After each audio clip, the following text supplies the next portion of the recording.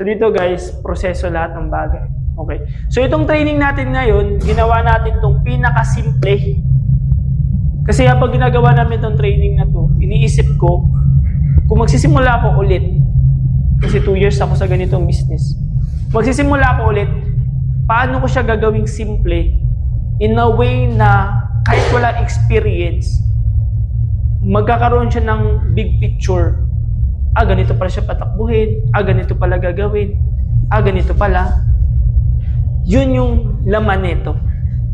Kasi nung nagsimula ako dito, isa sa pinaka naging problema ko una, walang nagtitrain sa akin. Pag-join ko, ano gagawin? Pangalawa naman, dahil ako, gusto ko talaga to kasi yung nakita ko kasi itong way kung saan kahit sino, kahit anong status mo sa buhay, pwede sa ito. So ngayon, nag-aral ako ng sarili ko. Ngayon ang problema, napakaraming information. So na-confused naman ako ngayon, parang sabog-sabog yung information. Ito, ganyan, ganyan, ganyan.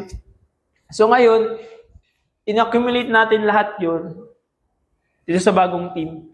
So ginawa natin siyang pinaka-simple, step by step, kung ano yung pinakauna nyo dapat na maiintindihan.